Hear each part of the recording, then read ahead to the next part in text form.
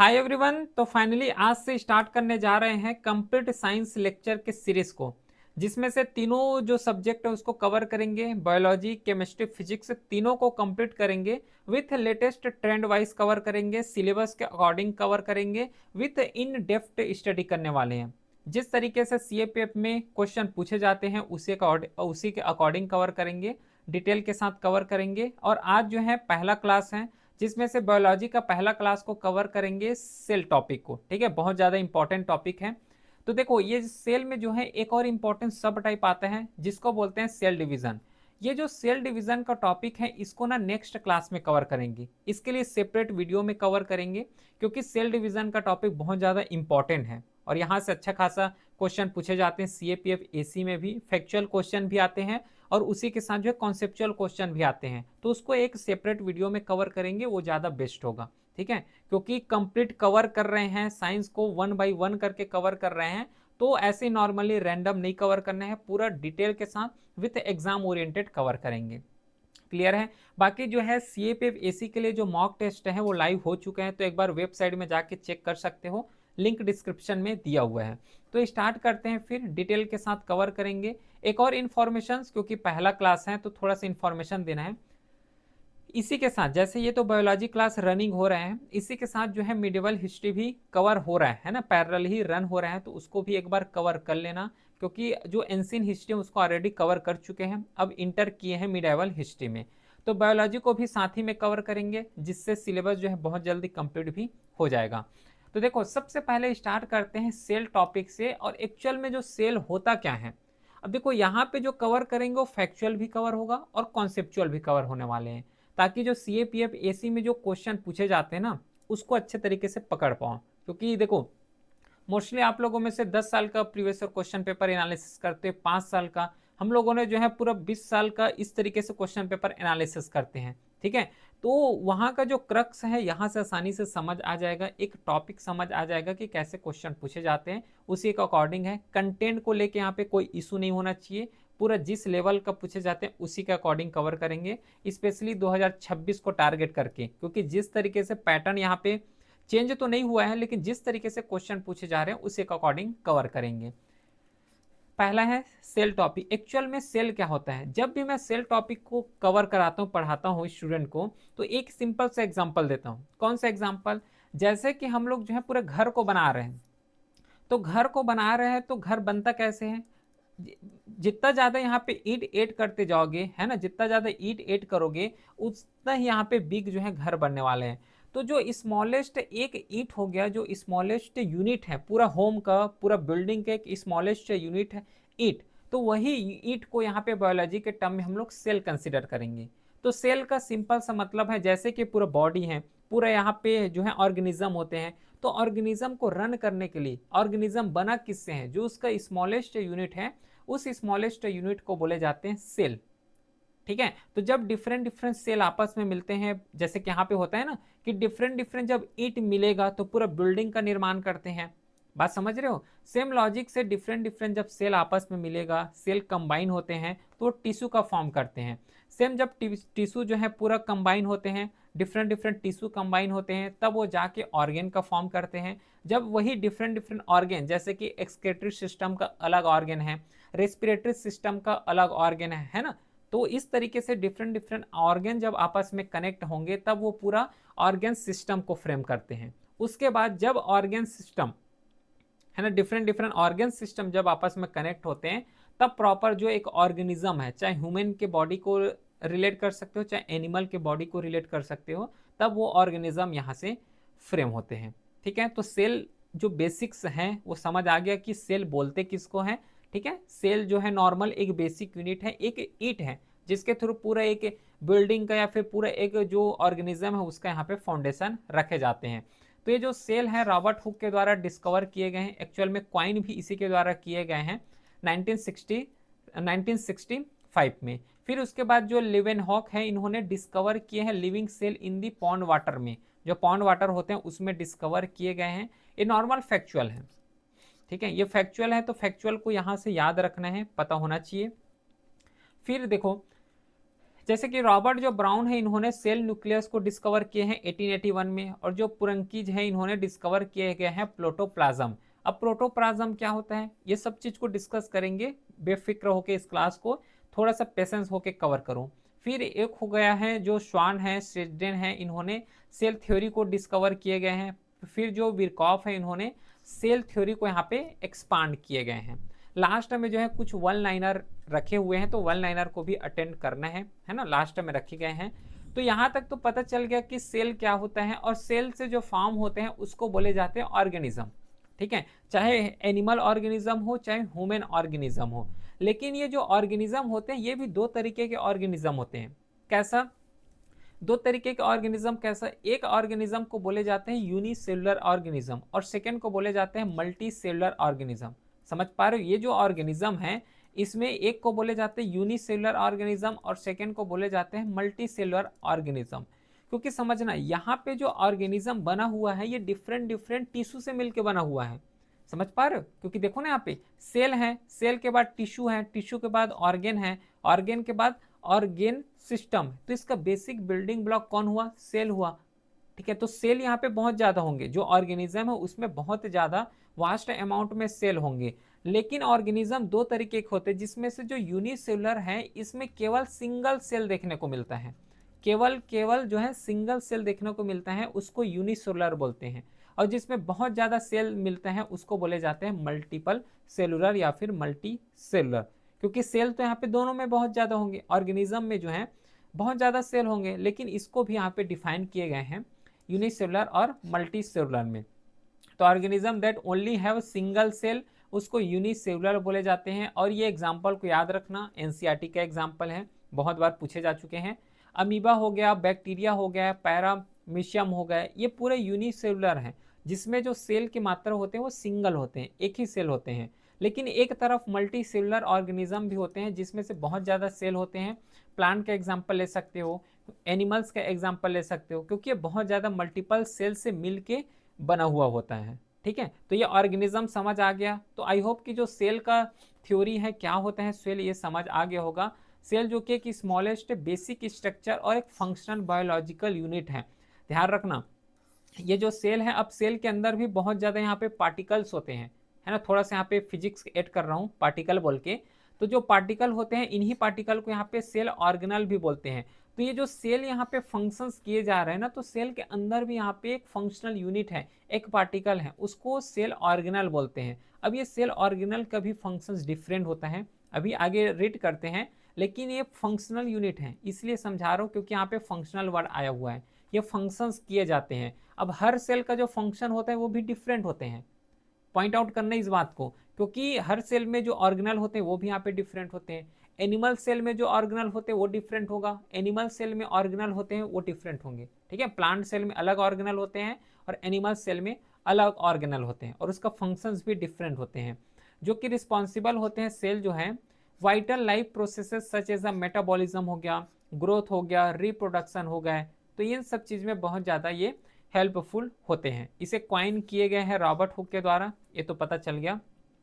कुछ साइज और nature factual यहाँ पे क्वेश्चन है, जैसे कि सेल आज जनरली माइक्रोस्कोपिक इन साइज होते हैं, बहुत ही सूक्ष्म होते हैं, है ना, इसको याद रखना है। लेकिन जो लार्जेस्ट आइसोलेटेड सिंगल सेल होते हैं वो ऑस्ट्रिच हैं, और ये एक्सेप्शंस भी हैं, क्योंकि यहाँ पे बोले जा रहे हैं कि जो साइज होते हैं, जो सेल के साइज होते हैं, ये माइक्रोस्कोपिक होते हैं, मतलब माइक्रोस्कोप से ही देखे जा सकते हैं। लेकिन इसमें एक्सेप्शंस यही हैं, जो ऑस्ट्रिच एज होते हैं यह सबसे ज़्यादा लार्जेस्ट सेल हैं। ठीक है, ये जो है सबसे ज़्यादा लार्जेस्ट सेल हैं, ये एक्सेप्शंस की कैटेगरी में भी आते हैं। और जो स्मॉलेस्ट सेल होता है वो माइकोप्लाज्मा का सेल होते हैं। ठीक है, तो ये सेल समझ आ गया कि किसको बोलते हैं। अब ये सेल को दो तरीके से जो है क्लासिफाई किए गए हैं। एक सेल को बोले जाते हैं प्रोकार्योटिक सेल, और सेकेंड सेल को बोले जाते हैं यूकार्योटिक सेल। अब प्रोकार्योटिक है, प्रो मतलब क्या होता है? सिंगल। ठीक है, फाउंड इन बैक्टीरिया, साइनोबैक्टीरिया। क्योंकि जो प्रोकार्योटिक सेल होते हैं, यहाँ पे भी लिखा हुआ है difference between prokaryotic and eukaryotic.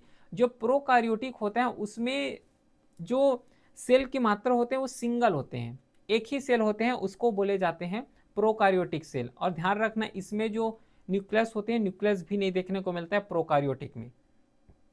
ठीक है, उसके बाद जो मेम्ब्रेन होते हैं, मेम्ब्रेन का मतलब होता है कि जो बाहरी आवरण होते हैं, जैसे कि कोई एनिमल ऑर्गेनिज्म है तो उस एनिमल ऑर्गेनिज्म का जो बाहरी आवरण होगा उसको मेम्ब्रेन बोल रहे हैं। तो यहाँ पे कोई मेम्ब्रेन बाउंड ऑर्गेनल भी नहीं होते। जेनेटिक जो मटेरियल होते हैं, जेनेटिक मटेरियल जैसे कि डीएनए हो गया, तो डीएनए एक जेनेटिक मटेरियल है, तो डीएनए भी यहाँ पे फाउंड नहीं होते हैं। जेनेटिक मटेरियल प्रोकार्योटिक में नहीं होता है। राइबोसोम की मात्रा याद रखना 70 होते हैं। और जो सेल वाल होते हैं वो पेप्टिग्लाइकन से बने हुए होते हैं। सेल वाल मतलब जो कि एक बाहरी आवरण से प्रोटेक्ट करते हैं, ठीक है, बाहरी आवरण से जो प्रोटेक्ट करने का काम किए जाते हैं उसे सेल वाल बोलते हैं। और ये पेप्टिग्लाइकन से बना हुआ होता है। और इसमें जो रिप्रोडक्शन होता है प्रोकार्योटिक में, ये बाइनरी फिजन होते हैं। ये अलग से चैप्टर आएगा फिजन्स में, उसमें डिस्कस करेंगे। लेकिन इतना यहाँ पे समझ लो कि जो रिप्रोड्यूस किए जाते हैं प्रोकार्योटिक सेल में, वो केवल और केवल बाइनरी फिजन्स के थ्रू किए जाते हैं। क्योंकि यहाँ पे देखो सिंगल सेल है, अब सिंगल सेल है तो बाइनरी फिजन ही तो होगा, बाइनरी फ्यूजन तो ना कर पाओगे, ठीक है, क्योंकि प्रोकार्योटिक सेल है। सेकेंड इसी के कैटेगरी में आते हैं वो है यूकार्योटिक सेल। यूकार्योटिक सेल जो कि प्लांट में पाए जाते हैं, और यूकार्योटिक सेल जिसमें मल्टीपल सेल होते हैं, ठीक है, यूकार्योटिक में मल्टीपल सेल होते हैं। जैसे कि प्लांट हो गया, एनिमल हो गए, फंगी हो गए, प्रोटिस्ट हो गए, ये सब क्या है, एक एग्जाम्पल है यूकार्योटिक का। और इसमें ट्रू न्यूक्लियस देखने को मिलता है जो कि न्यूक्लियर मेम्ब्रेन के साथ बाउंड होते हैं। और न्यूक्लियर मेम्ब्रेन जो यहाँ पे फाउंड होते हैं, मिलते हैं। और इसमें जो राइबोसोम होता है ये टोटल 80 होते हैं। अब ये डाउट आएगा कि राइबोसोम होता क्या है। ये सब ऑर्गेनल है, चाहे राइबोसोम बोल लो, यहाँ पे सेल वाल बोल लो, ये सब ऑर्गेनल्स हैं, ठीक है, सेल का ऑर्गेनल्स हैं। इसको आगे डिस्कस करेंगे, रखा हुआ है इसका पूरा पीपीटी रखा हुआ है। तो इसको एक काम करना है, सबसे पहले जो डिफरेंसेस होते हैं प्रोकार्योटिक एंड यूकार्योटिक, इसमें तो बहुत चीज को बता दिया हूँ, ठीक है, कवर हो गया। सेकेंड देखना, एक चीज यहाँ पे थोड़ा सा अगर डायग्राम के थ्रू बताऊं, जो सेल होते हैं या फिर जो ऑर्गेनिज्म होते हैं, ये ऑर्गेनिज्म दो तरीके के होते हैं, ये प्रोकार्योटिक और एक ऑर्गेनिज्म होता है यूकार्योटिक। प्रोकार्योटिक यूकार्योटिक समझ आ गया। अब ये जो यूकार्योटिक होते हैं ना, इसको भी दो कैटेगरी में डिवाइड किए गए हैं। एक को बोले जाते हैं एनिमल, ठीक है, यहाँ पे लिखा हुआ है ना, एक को बोले जाते हैं एनिमल सेल और दूसरा को बोले जाते हैं प्लांट सेल। ऐसा क्यों डिवाइड किए गए हैं, क्या इसका लॉजिक है? सिंपल सी बात है, जो प्रोकार्योटिक होते हैं वो सिंगल सेल से बने हुए हैं। तो जब सिंगल सेल से बने हुए हैं तो इसको डिवीजन कैसे करोगे, सेल को कैसे डिवाइड करोगे, नहीं कर पाएंगे। लेकिन जो ऑर्गेनिज्म होते हैं जिसमें से यूकार्योटिक मिलते हैं, यूकार्योटिक का मतलब होता है मल्टीपल सेल वाले ऑर्गेनिज्म, जिसमें मल्टीपल सेल है। तो मल्टीपल सेल है तो इसमें भी दो कैटेगरी हो सकते हैं। ऐसा सेल होगा जो कि एनिमल में होगा, और इस टाइप के भी सेल होंगे जो कि प्लांट सेल होंगे। तो इसलिए जो यूकार्योटिक है इसे दो कैटेगरी में डिवाइड किए गए हैं। जो एनिमल सेल होता है जिसमें से कोई सेल वाल देखने को नहीं मिलता, जो बाहरी आवरण है सेल में वो नहीं देखने को मिलता है एनिमल सेल में। और जो वैक्यूलोस होते हैं, वैक्यूलोस मतलब होता है जहाँ पे जितना वेस्ट हो गया उन सब चीज को स्टोर करने का काम वो कहाँ पे किए जाते हैं, वैक्यूलोस में किए जाते हैं। ये भी सेल ऑर्गेनल हैं। तो जितना भी खाए हो या फिर जितना भी जो मटेरियल है उसको स्टोर करने का काम जिसके द्वारा किए जाते हैं उसको वैक्यूलोज बोले जाते हैं। तो यहाँ पे जो एनिमल सेल है इसमें बहुत ज़्यादा स्मॉलेस्ट होते हैं या फिर एब्सेंट ही होते हैं कई एनिमल में, ठीक है। उसी के साथ यहाँ पे सेंट्रॉयल प्रेजेंट होता है। लाइजोजोम जो है प्रेजेंट होते हैं, प्रोमिनेंट होते हैं, बहुत मात्रा में लाइजोजोम देखने को मिलता है। अभी के लिए थोड़ा सा यहाँ पे है ना कवर कर लो लाइजोजोम क्या होता है, इस सब बेसिक्स जो है आगे कवर करेंगे। फिर नेक्स्ट जो प्लांट सेल है, प्लांट सेल में सेल वाल देखने को मिलता है और सेल वाल प्रेजेंट होते हैं। अब सेल वाल जो है ये सेलुलोज से बने हुए होते हैं, क्योंकि जो सेल वाल है एक्चुअल एक इसका वर्क क्या होता है, सेल वाल का, सेल वाल का वर्क होता है कि जो प्लांट है उसको स्ट्रांग बनाए रखना, ठीक है, उसको रिजिडिटी बनाए रखना। तभी तो देखे होंगे कि जो लंबे लंबे ट्री होते हैं, लंबे लंबे जो पेड़ होते हैं वो बहुत ज़्यादा ऊंचाई तक रह सकते हैं। क्यों रह सकते हैं, क्योंकि उसमें जो है सेल वाल की अधिकता होते हैं, सेल वाल बहुत ज़्यादा होते हैं। और सेल वाल के मतलब क्या होता है, जो स्ट्रांग हो, जो रिजिडिटी पहुंचाए। और इसमें जो वैक्यूलोस होते हैं वो भी वास्ट अमाउंट में होते हैं, क्योंकि प्लांट सेल है ना, प्लांट सेल में है तो फोटोसिंथेसिस से रेस्पिरेशन होगा। तो इसीलिए वजह है जो है जिसमें प्लांट सेल में बहुत ज़्यादा वैक्यूलो होते हैं, मतलब स्टोर करने की क्षमता बहुत ज़्यादा होते हैं। प्लास्टिड्स इसमें प्रेजेंट होते हैं। प्लास्टिड्स मतलब जो क्रोमोप्लास्ट हो गया, क्रोलोप्लास्ट हो गया, ल्यूकोप्लास्ट हो गए, ये सब जो है प्रेजेंट होते हैं। कहाँ पे प्रेजेंट होते हैं, यहीं पे प्लास्टिड में प्रेजेंट होते हैं। फिर जो सेंट्रॉयल होते हैं ये सेंट्रॉयल एब्सेंट होते हैं, इसको याद रखना है। बाकी वही चीज़ जो बताया हूँ, ये प्लांट वाल और सेल वॉल में क्या डिफरेंट है वो यहाँ पे लिखे गए हैं। थोड़ा सा स्ट्रक्चर पता होना चाहिए कि जो प्लांट सेल है उसका इस तरीके से स्ट्रक्चर होता है, एनिमल सेल का ये स्ट्रक्चर होता है। और मोस्ट इंपॉर्टेंट चीज कि जो प्लांट सेल और एनिमल सेल दोनों में कौन ऐसा चीज है जो कि कॉमन मिलता है। अब यहाँ पे जितना भी नाम लिखे गए हैं पूरा सेल वाल का ही नाम लिखे गए हैं। तो जैसे कि माइट्रोकॉन्ड्रिया हो गया, गोल्गी अपाचर हो गया, रफ एंड इंडोप्लाज्मिक रेटिकुलम है, न्यूक्लियस हो गया, साइटोप्लाज्म हो गया, फिर राइबोसोम हो गया, ये सब जो है ऐसा एग्जाम्पल है, ऐसा जो है सेल ऑर्गेनल है जो कि प्लांट सेल में भी देखने को मिलता है प्लस एनिमल सेल में भी देखने को मिलता है। दोनों सेल में ये प्रेजेंट होते हैं। ठीक है, तो इस चीज को थोड़ा सा याद रखोगे। ठीक है, चलो अब यहां तक इंटर करते हैं अब सेल वॉल की तरफ, जहां से बहुत ज्यादा क्वेश्चन पूछे जाते हैं। मोस्टली क्वेश्चन जो है यही से देखने को मिलता है। पहले ये पता होना चाहिए कि जो सेल ऑर्गेनल है एक्चुअल में है क्या। देखो ये जो सेल है, सेल तो हो गया, अब सेल को भी फंक्शंस करने के लिए उसका कुछ यूनिट होना चाहिए, है ना। सेल जो है अब उसको भी तो फंक्शंस करना है, रेस्पिरेटरी फंक्शंस के लिए अलग सेल हैं, ब्लड सेल अलग होता है। ठीक है, तो ब्लड सेल के भी टाइप होते हैं, WBC RBC, तो वो डिफरेंट सेल हो गए। तो हर एक सेल का, चाहे प्लांट सेल हो चाहे एनिमल सेल हो, हर एक सेल में यहाँ पे डिफरेंट डिफरेंट प्रॉपर्टीज होते हैं और उसका फंक्शंस भी डिफरेंट डिफरेंट होते हैं। तो उसी फंक्शंस को परफॉर्म करने के लिए यहाँ पे डिफरेंट डिफरेंट ऑर्गेनेल होते हैं। ठीक है, और यही जो ऑर्गेनल है इसी को बोले जाते हैं सेल ऑर्गेनल। अब इसमें भी बहुत ज़्यादा जो है ऑर्गेनल है, कौन कौन से। सबसे पहले ये देखो यहाँ पे इसका जो है डेफिनेशन भी लिखे गए हैं कि सेल, जो सेल ऑर्गेनल है, are specialised structure within a cell that perform specific function essential for cellular survivor efficiency and coordination. अगर जैसे कि आर का रिफ्लेक्शन पता होगा तो अगर हाथ जो है अगर आग में जा रहे तो डायरेक्टली क्या होता है, बैक हो जाते हैं। क्यों बैक हो जाते हैं, तो इसको भी फंक्शंस करने के लिए, परफॉर्म करने के लिए डिफरेंट सेल होगा। तो एक स्पेशलाइज्ड सेल होते हैं और उसी स्पेशलाइज्ड सेल को बोले जा रहे हैं सेल ऑर्गेनल, जिसमें से कुछ इंपॉर्टेंट मेन सेल ऑर्गेनल को डिस्कस करते हैं। पहला सेल ऑर्गेनल है न्यूक्लियस। अब न्यूक्लियस इसको जो है ब्रेन भी बोल सकते हो, क्योंकि जितना भी मेजर फंक्शन है परफॉर्म किए जाते हैं वो न्यूक्लियस के द्वारा ही परफॉर्म किए जाते हैं, क्योंकि एक सेंट्रल है, कंट्रोल सेंटर है पूरा सेल का। जैसे कि ह्यूमन बॉडी का कंट्रोल सेंटर क्या होता है, ब्रेन होता है। सेम लॉजिक से जो सेल होते हैं तो सेल का जो कंट्रोल सेंटर होता है वो न्यूक्लियस ही होते हैं। ठीक है, और इसी न्यूक्लियस में ही जो जेनेटिक मटेरियल होता है, जो डीएनए होते हैं, इसका स्टोर किया जाते हैं न्यूक्लियस में, है ना। ये सेल हो गया, तो इसका जो सेंटर पार्ट होगा इसी को बोले जाते हैं न्यूक्लियस। और इन्हीं न्यूक्लियस में जेनेटिक जो हेरिडिटरी मटेरियल होते हैं उसको रखे जाते हैं, जैसे कि डीएनए। अब ये जो सेल है तो बहुत ज़्यादा प्रीशियस है, मतलब जैसे कि ह्यूमन बॉडी में ब्रेन हो गया तो ब्रेन को भी जो है कवर करके रखे हुए हैं। अगर ब्रेन डैमेज हुआ तो पूरा जो लाइफ है, या फिर लाइफ तो नहीं बोलना चाहिए, जो बॉडी है वो पूरा जो है डैमेज हो जाएगा। ठीक है, सेम लॉजिक से यहाँ पे जो न्यूक्लियस है, मेन यहाँ पे बॉडी है सेल का, तो इसे सराउंड किए गए हैं डबल लेयर न्यूक्लियस मेम्ब्रेन से विथ ए न्यूक्लियस पोर के साथ। इसका सिंपल सा मतलब है, सिंपल से इसका फंक्शन है कि जो जीन एक्सप्रेशन है उसको रेगुलेट करने का काम किए जाएंगे, और ये जो सेल के द्वारा किए जाएंगे वो है ग्रोथ, है ना। जो ग्रोथ हो रहा है उसका कंट्रोल करने का काम, मेटाबॉलिज्म को कंट्रोल करने का काम, रिप्रोडक्शन करने का काम, ये जितना भी फंक्शंस हैं ये सेल के द्वारा ही परफॉर्म किए जाते हैं। और ध्यान रखना जो न्यूक्लियस है ये प्लांट सेल में भी मिलता है और एनिमल सेल में भी मिलते हैं, दोनों सेल में ये मिलता है। और इसे डिस्कवर किए गए हैं रॉबर्ट ब्राउन के द्वारा 1831। ठीक है, इसको याद रखोगे। बाकी कुछ ऐसे भी प्लांट सेल होते हैं जो शो करते हैं मल्टी न्यूक्लिएट कंडीशन, जैसे कि इंडोस्पर्म हो गए, ये स्पेशल कैटेगरी के होते हैं। फिर नेक्स्ट जो सेल ऑर्गेनल है वो है माइट्रोकॉन्ड्रिया। माइट्रोकॉन्ड्रिया इसे चार्ल्स बेंडर 1898 में क्वाइन किए गए थे, इसके द्वारा डिस्कवर किए गए हैं, और इसे पावर हाउस ऑफ सेल बोले जाते हैं। ऐसा क्यों, ये भी जो है सेल के अंदर ही होते हैं। ठीक है, ये माइट्रोकॉन्ड्रिया है, ये सेल के अंदर ही होते हैं, लेकिन इसका जो फंक्शन है वो एनर्जी जनरेशन का काम है। जो माइट्रोकॉन्ड्रिया जनरेट करते हैं वो एनर्जी जनरेट करते हैं, इसीलिए जो है इसे पावर हाउस ऑफ सेल भी बोले जाते हैं। फंक्शंस यहाँ पे लिखे गए हैं। ATP synthesis via cellular respiration, cellular respiration के थ्रू ही एनर्जी फॉर्मेशन किए जाते हैं।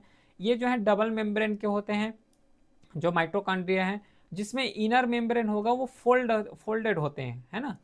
जो इनर मेम्ब्रेन होते हैं वो फोल्डेड होते हैं। और ध्यान रखना जो माइट्रोकॉन्ड्रिया यहाँ पे भी न्यूक्लियस होते हैं, और न्यूक्लियस होने की वजह से यहाँ पे डीएनए भी होते हैं। ठीक है। यहाँ पे जैसे कि ये न्यूक्लियस है तो न्यूक्लियस में डीएनए होते हैं, सेम लॉजिक से जो माइट्रोकॉन्ड्रिया है तो माइट्रोकॉन्ड्रिया में भी खुद का डीएनए होते हैं, इस चीज को याद रखोगे। प्लस जो माइट्रोकॉन्ड्रिया है ये प्लांट में भी पाए जाते हैं और एनिमल में भी पाए जाते हैं, प्लांट सेल में भी एनिमल सेल में भी। क्यों? क्योंकि देखो पहला बात अगर कंसीडर करोगे एनिमल सेल का, अब एनिमल सेल है, एनिमल है तो एनिमल को तो एनर्जी चाहिए तभी तो लाइफ सस्टेन कर पाएंगे, ठीक है। तो यहाँ पे तो पाएगा, कंफर्म है ना, एनर्जी इसके लिए चाहिए तो माइट्रोकॉन्ड्रिया चाहिए। लेकिन एक आता है प्लांट सेल। अब देखो प्लांट सेल को भी तो एनर्जी चाहिए, क्योंकि प्लांट सेल को क्या बनाना है, फोटोसिंथेसिस। फोटोसिंथेसिस करके इसको जो है अपने लिए खाना बनाना है, भोजन बनाना है, तो इसके लिए भी तो जो है एनर्जी चाहिए। तो इसीलिए जो है ये माइट्रोकॉन्ड्रिया प्लांट सेल में भी पाए जाते हैं और एनिमल सेल में भी पाए जाते हैं। नेक्स्ट आता है इंडोप्लाज्मिक रेटिकुलम। ये जो इंडोप्लाज्मिक रेटिकुलम है ये दो तरीके के होते हैं। एक इंडोप्लाज्मिक रेटिकुलम होता है वो है रफ इंडोप्लाज्मिक रेटिकुलम। सेकेंड होता है स्मूथ, ठीक है। सेकेंड होता है स्मूथ इंडोप्लाज्मिक रेटिकुलम। ये है क्या एक्चुअल में, इंडोप्लाज्मिक जो रेटिकुलम है ये नेटवर्क है मेम्ब्रेनियस ट्यूब्स एंड सेक्स। इसका जो मतलब सीधा सा है कि कोई भी जो मटेरियल है उसको सिंथेसिस करने का काम, उस मटेरियल को ट्रांसपोर्ट करने का काम ये इंडोप्लाज्मिक रेटिकुलम के द्वारा ही किए जाते हैं। इसका सिंपल सा मतलब है, ठीक है। एक प्लेस से दूसरे प्लेस ले जाने का काम, चाहे मटेरियल हो चाहे कोई भी मिनरल हो, उसको एक जगह से दूसरे जगह ले जाने का काम इंडोप्लाज्मिक रेटिकुलम के द्वारा किए जाते हैं। अब ये दो तरीके के होते जैसे कि अभी बताया हूँ, जिसमें जो पहला है वो है rough endoplasmic reticulum. Rough endoplasmic reticulum यहाँ पे क्या होता है, राइजोसोम अटैच होते हैं। अब ये राइजोसोम है क्या, जो राइजोसोम है यहाँ पे प्रोटीन का सिंथेसिस किए जाते हैं और प्रोटीन को मॉडिफिकेशंस किए जाते हैं। अब ध्यान रखना क्वेश्चन में यहीं से एक जो है कंफ्यूजिंग क्वेश्चन पूछे जाते हैं कि जो रफ इंडोप्लाज्मिक रेटिकुलम है इसमें जो है फोटोसिंथेसिस जो प्रोटीन सिंथेसिस है ये होता है कि नहीं होता है, तो इसमें बिल्कुल होता है, ठीक है। क्यों होता है, क्योंकि इसमें राइजोसोम अटैच होते हैं और राइजोसोम का काम होता है जो प्रोटीन को सिंथेसिस करने का काम, उसी के साथ मॉडिफिकेशंस करने का काम। और जो प्रोटीन यहाँ पे ऑफ्टन सीक्रेट और सेंड टू ऑर्गेनल, ये तो कॉमन है। तो एक समझ आ गया कि रफ इंडोप्लाज्मिक रेटिकुलम क्या होता है। सेकेंड यहाँ पे है स्मूथ इंडोप्लाज्मिक रेटिकुलम। देखो यहाँ पे जो है इंडोप्लाज्मिक रेटिकुलम रफ है, तो क्यों रफ है, इस टाइप के भी क्वेश्चन आते हैं। इसलिए रफ है क्योंकि यहाँ पे राइबोसोम देखने को मिलता है, लाइजोसोम नहीं बोल रहा हूँ, ध्यान देना, ठीक है। लाइजोसोम अलग ऑर्गेनल है, राइबोसोम अलग ऑर्गेनल है। तो जो राइबोसोम है ये प्रोटीन का सिंथेसिस करते हैं, प्रोटीन के मात्रा पाए जाते हैं, इसलिए इंडोप्लाज्मिक जो रेटिकुलम होता है वो रफ है। लेकिन नेक्स्ट आता है स्मूथ इंडोप्लाज्मिक रेटिकुलम। इसमें कोई ऑर्गेनल देखने को नहीं मिलता, सॉरी इसमें जो है कोई राइबोसोम देखने को नहीं मिलता है, न ही यहाँ पे प्रोटीन का सिंथेसिस होता है, इसलिए स्मूथ है। लेकिन ध्यान देना इसमें प्रोटीन का तो सिंथेसिस नहीं होता लेकिन लिपिड सिंथेसिस होते हैं, ठीक है। डीऑक्सीफिकेशन ऑफ ड्रग हो गया, पॉइजन्स हो गया, इसको डीऑक्सीफाई करना स्मूथ जो एंडोप्लाज्मिक रेटिकुलम है यहाँ पे किए जाते हैं। कैल्शियम को स्टोरेज करने का काम इसी के द्वारा किए जाते हैं, स्मूथ इंडोप्लाज्मिक रेटिकुलम के द्वारा। और ये प्लांट सेल में भी पाए जाते हैं और एनिमल सेल में भी पाए जाते हैं। नेक्स्ट जो ऑर्गेनल है वो गोल्गी अपाचर है। गोल्गी अपाचर जो कि पोस्ट ऑफिस ऑफ सेल के नाम से भी जाने जाते हैं, post office of this cell बोलते हैं। क्यों ऐसा बोलते हैं, क्योंकि इसका सिंपल सा मीनिंग है, इसका फंक्शन ही वैसा है। फंक्शन इसका जो है मॉडिफाई करना है ना, प्रोटीन सिंथेसिस हो रहा है तो उसको मॉडिफाई करना, सॉर्टिंग करना, पैकेजिंग करना, जो प्रोटीन हो गया, जो लिपिड फॉर्मेशन हो रहा है इसको पैकेज करना, ये सब इसका काम होता है गोल्गी अपाचर का, ठीक है। और ये क्लोजली एसोसिएटेड होते हैं इंडोप्लाज्मिक रेटिकुलम के साथ ही, और ये जो है प्लांट सेल में भी पाए जाते हैं और एनिमल सेल में भी पाए जाते हैं। नेक्स्ट जो है वो लाइजोसोम है। राइबोसोम अलग होता है क्योंकि राइबोसोम जो है प्रोटीन का सिंथेसिस करते हैं, लेकिन जो लाइजोसोम है ये इंटरसेलुलर डाइजेशन करते हैं, मतलब जो डाइजेशन में यूज किए जाते हैं वो लाइजोसोम है। ये जो है मेम्ब्रेन बाउंड ऑर्गेनल है, इसमें हाइड्रोलिक जो इंजाइम होते हैं, ठीक है। इंजाइम एक फ्लूइड सब्सटेंस है और इंजाइम का एक नाम यहाँ पे बता रहा है हाइड्रोलिटिक इंजाइम, क्योंकि ये जो हाइड्रोलिटिक इंजाइम है ये कंटेन होते हैं, पाए जाते हैं कहाँ पे, लाइजोसोम में। और इसका फंक्शन है जो डाइजेशन है उसको इंट्रासेलुलर डाइजेशन करना, जितना भी वेस्ट आ रहे हैं उसको पूरा जो है ब्रेक डाउन करने का काम लाइजोसोम के द्वारा किए जाते हैं, क्योंकि इसीलिए जो है इसको suicidal bag of this cell के नाम से भी जाने जाते हैं लाइजोसोम का। ये प्रोमिनेंट जो है एनिमल सेल में देखने को मिलता है लेकिन जो है प्लांट सेल है तो प्लांट सेल में भी सिमिलर लाइक स्ट्रक्चर मिलता है लाइजोसोम का। नेक्स्ट है राइबोसोम। ये जो राइबोसोम है जिसमें से नन मेम्ब्रेन बाउंड स्ट्रक्चर होता है और उसी के साथ यहाँ पे प्रोटीन का सिंथेसिस होता है। और ये राइबोसोम जहाँ पे मिल रहा है वो इंडोप्लाज्मिक रेटिकुलम है। ये जो है साइटोप्लाज्म जो है उसमें फ्री होते हैं, फ्री इन साइटोप्लाज्म होते हैं, प्लस ये रफ इंडोप्लाज्मिक रेटिकुलम के साथ अटैच होते हैं, अभी डिस्कस किए हैं। और जो mRNA है इनटू प्रोटीन में ट्रांसलेट करने का काम राइबोसोम के द्वारा किए जाते हैं। ये जितना भी बेसिक्स फंक्शंस डिस्कस कर रहे हैं इस सब फंक्शंस को याद में रखना है क्योंकि क्वेश्चन आते हैं भाई यहाँ से, ठीक है। ट्रांसलेट करने का काम जो mRNA का मतलब होता है मैसेंजर आरएनए, ठीक है। m का मतलब होता है मैसेंजर, मतलब मैसेंजर को पहुंचाने का काम किए जाते हैं। तो ट्रांसलेट करने का काम मैसेंजर आरएनए को इनटू प्रोटीन में ये काम किए जाते हैं राइबोसोम के द्वारा। और ये जो सेम फंक्शंस प्लांट सेल में हो रहा है वही फंक्शन एनिमल सेल में भी परफॉर्म किए जाते हैं। नेक्स्ट ऑर्गेनल है वो है क्लोरोप्लास्ट। अब ये क्लोरोप्लास्ट क्या होता है? क्लोरोप्लास्ट मतलब जैसे कि प्लांट को देखे होंगे, प्लांट का अगर पत्ता देखे होंगे तो उसमें जो है ग्रीन टाइप के रहते हैं, उस ग्रीन फिलामेंट को बोले जाते हैं क्लोरोप्लास्ट, क्योंकि वही क्लोरोप्लास्ट में जो है फोटोसिंथेसिस कंडक्ट होते हैं। और ये देखो ये यहाँ पे जो क्लोरोप्लास्ट है केवल और केवल प्लांट में ही देखने को मिलता है, ठीक है, क्योंकि यहाँ पे ग्रीन कलर के होते हैं, ग्रीन पिगमेंट होते हैं। अब ये ग्रीन पिगमेंट कोई एनिमल्स में थोड़ी ना होगा, नहीं होंगे। तो जो क्लोरोप्लास्ट है प्लांट में ही देखने को मिलता है। और ये जो क्लोरोप्लास्ट है जो ग्रीन कलर का है इसमें से एक पिगमेंट देखने को मिलता है, ग्रीन कलर का पिगमेंट, उस पिगमेंट को बोलते हैं क्लोरोफिल पिगमेंट।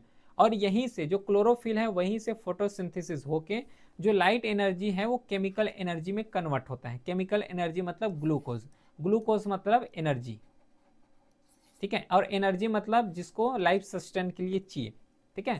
तो इसका स्ट्रक्चर होता है डबल मेम्ब्रेन स्ट्रक्चर होता है। और ये प्लांट सेल और एल्गी में ही पाए जाते हैं, ध्यान देना, क्योंकि एल्गी जो है ग्रीन कलर के दिखाई देता है और वो जो ग्रीन कलर है वो क्लोरोप्लास्ट है एक्चुअल में, ठीक है। और उसमें क्या कंटेंट होता है? क्लोरोफिल, क्योंकि जो एल्गी वो भी तो फोटोसिंथेसिस करते हैं। तो ये प्लांट सेल में पाए जाते हैं अधिकतर। नेक्स्ट जो सेल ऑर्गेनल है वो है वैक्यूलोस। अब यहाँ पे समझ आ रहा है जो पहले बताया था कि जो सेल है इसको भी यहाँ पे परफॉर्म करने के लिए सेल ऑर्गेनल है। अब जितना भी अभी डिस्कस कर रहे हो पूरा सेल ऑर्गेनल है। और यहाँ से क्लियरली समझ आ रहा होगा कि इसका जो स्ट्रक्चर है, इसका जो फंक्शन है पूरा स्पेशलाइज्ड है। हर एक जो सेल ऑर्गेनल है उसका वर्क अलग है, दूसरे ऑर्गेनल का अलग है। तो इस तरीके से जो है डिफरेंट डिफरेंट इसका फंक्शन है। तो जो वैक्यूलोस है, वैक्यूलोस का सीधे से मतलब है कोई भी वेस्टेज हो गया, कोई भी प्रोडक्ट हो गया, इसको स्टोर करने का काम किए जाते हैं वैक्यूलोस के द्वारा। मेम्ब्रेन बाउंड स्टोरेज ऑर्गेनल है, इसका सिंपल सा मतलब है जो न्यूट्रिएंट हो गया, जो वेस्ट हो गया, इन सब को स्टोरेज करने का काम वैक्यूलोस के द्वारा किए जाते हैं, जो कि टर्गर प्रेशर है मेंटेन करके रखते हैं, ठीक है। प्लांट सेल में ये लार्ज होते हैं, ध्यान रखना, क्योंकि उसको फोटोसिंथेसिस करना है, इसको ज़्यादा अमाउंट में एनर्जी को स्टोर करके रखना है। जो न्यूट्रिएंट है, जो वेस्ट है, इसको ज़्यादा स्टोर करके रखना पड़ता है प्लांट को, इसलिए जो है वैक्यूलोस प्लांट में सबसे लार्ज होते हैं। और ये परमानेंट सेंट्रल वैक्यूलोस होते हैं। जो एनिमल सेल है ये स्मॉल होते हैं, क्योंकि यहाँ पे उतना ज़्यादा लंबे समय तक एनिमल सेल या फिर ह्यूमन बॉडी का ही एग्जांपल ले लो तो वहाँ पे स्टोर करने की जरूरत नहीं होता है ना, वो एक्सक्रीटरी सिस्टम के थ्रू बाहर आ जाते हैं। तो इसमें जो एनिमल सेल है उसमें लंबे समय तक रखने की जरूरत नहीं पड़ती, तो उतना ज़्यादा स्टोरेज की कमी नहीं है। फिर टेम्पररी वैक्यूलोस होता है, क्योंकि टेम्पररी है ना भाई, खुद सोचो यहाँ पे स्मॉल टाइम के लिए है ना, स्मॉल है तो स्मॉल टाइम के लिए है तो टेम्पररी होगा। और ये लार्ज है तो परमानेंट सेंट्रल वैक्यूलस की तरह काम करते हैं। नेक्स्ट है साइटोप्लाज्म। साइटोप्लाज्म जो है एक जेली लाइफ का सब्सटेंस है जो कि ये न्यूक्लियस और प्लाज्मा मेम्ब्रेन के बीच मिलते हैं।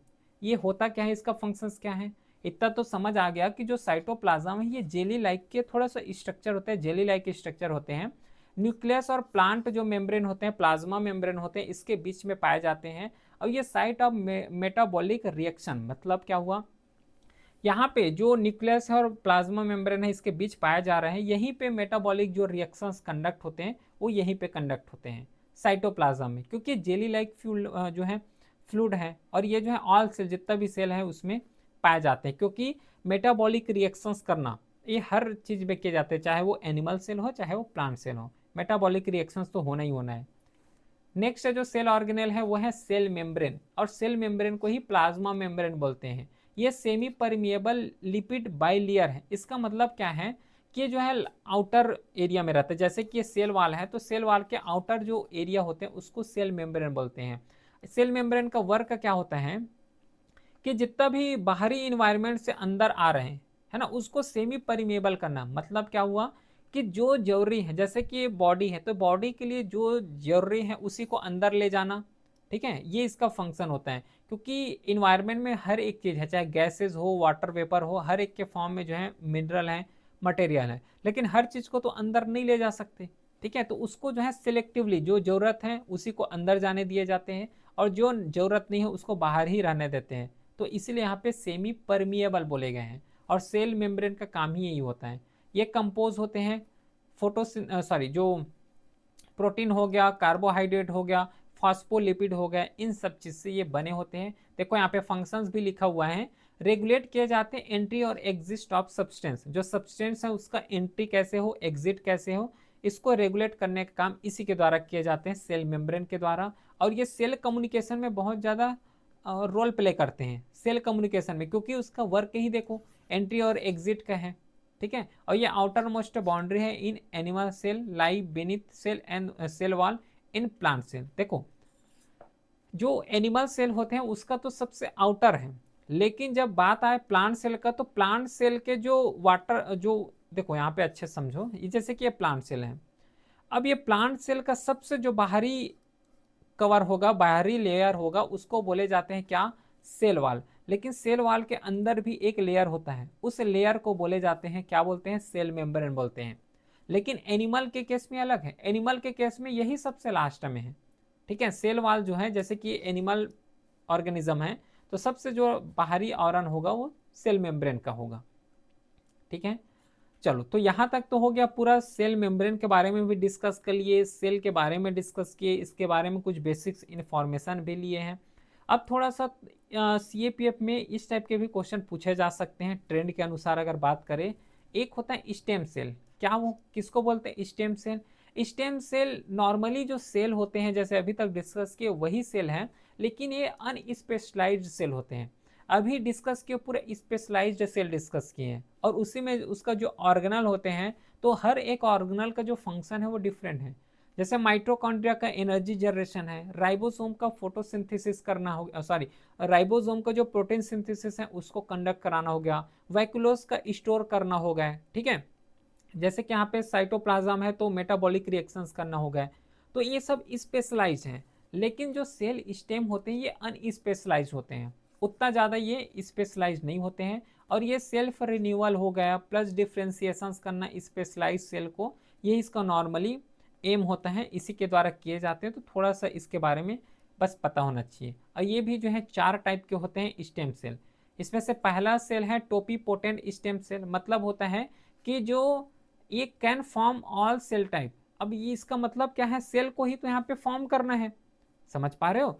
यहाँ पे क्या बोले गए हैं कि स्टेम सेल आर अनस्पेशलाइज्ड सेल। अब ये कैपेबल क्या है, रिन्यू करने का, जो सेल है सेल को रिन्यू करने का काम किए जाते हैं। तो जो टोपीपोटेंट जो स्टेम सेल है ये हर एक जितना टाइप के सेल हैं उसको रिन्यू कर सकते हैं। जैसे कि एग्जांपल जाइगोट हो गया।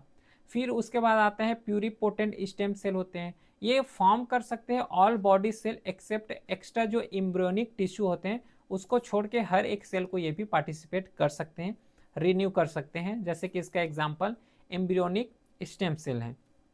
नेक्स्ट सेल है वो है मल्टीपोटेंट स्टेम सेल, जो कि एक लिमिटेड सेल टाइप को ही ये परफॉर्म करते हैं, फॉर्म किए जाते हैं। एग्जांपल जैसे कि एडल्ट स्टेम सेल हो गया, तो जो एडल्ट है उसका ही जो स्टेम सेल होगा उसको रिन्यू किए जाएंगे, प्लस जो कॉर्ड का ब्लड स्टेम सेल होते हैं उसको रिन्यू कर पाएंगे एग्जाम्पल में। फिर इंड्यूस्ड प्लूरिप्रोटेन जो स्टेम सेल होते हैं जो कि एक सोमेटिक सेल हैं, रीप्रोग्राम किए जाते हैं। तो ये सेल हैं जो कि डिराइव किए गए हैं स्किन और ब्लड सेल से। तो देखो एक चीज यहाँ पे कि जो सेल बायोलॉजी अभी डिस्कस किए हैं उससे रिलेटेड वन लाइनर यहाँ पे लिखा हुआ है, तो इसको वन लाइनर के थ्रू गो थ्रू कर लेना। क्योंकि जो CAPF है उसमें क्या किए जाते हैं कि ये क्वेश्चन तो है, नॉर्मली ये क्वेश्चन है, लेकिन जो इसमें ऑप्शन दिए जाएंगे तो पहला ऑप्शन ऐसे होगा जो कि पूरा जो है फैक्चुअल बेस्ड होंगे, सेकेंड ऑप्शन ऐसे दिए जाएंगे जो कि पूरा कॉन्सेप्चुअल बेस्ड क्वेश्चन होंगे, ठीक है। तो अगर फैक्चुअल पता है और कॉन्सेप्चुअल नहीं पता है तब भी अटक जाओगे। अगर फैक्चुअल नहीं पता, कॉन्सेप्चुअल पता है, तब भी यहाँ पे अटक जाओगे। तो इसीलिए थोड़ा सा जो फैक्चुअल है, एक तो फैक्चुअल वहाँ पे डिस्कस भी किए हैं, तो इसको भी थोड़ा सा अपने लेवल में एक बार वन लाइनर के फॉर्म में रीड करना बहुत ज़्यादा हेल्पफुल होगा यहाँ से, ठीक है। पीडीएफ टेलीग्राम चैनल में अपलोड हो ही जाएगा, लिंक भी डिस्क्रिप्शन में दिया हुआ है, तो इसको एक बार जस्ट नॉर्मली गो थ्रू करना। फिर जो नेक्स्ट लेक्चर कवर करेंगे वो सेल डिविजन्स को कवर करेंगे, क्योंकि दोनों टॉपिक बहुत ज़्यादा इंपॉर्टेंट हैं। इसमें सेल ऑर्गेनल क्या होता है, बेसिक सेल के बारे में डिस्कस किए हैं। नेक्स्ट क्लास जब कवर करेंगे तो उसमें पूरा सेल डिविजन्स को कंप्लीट कर लेंगे, इससे पूरा सेल टॉपिक ऑटोमेटिकली कवर हो जाएगा। तो फिर ये तो रहा पूरा कंप्लीट बायोलॉजी का पहला क्लास, है ना। फिर मिलते हैं हम नेक्स्ट क्लास में, तब तक के लिए thank you, have a great day.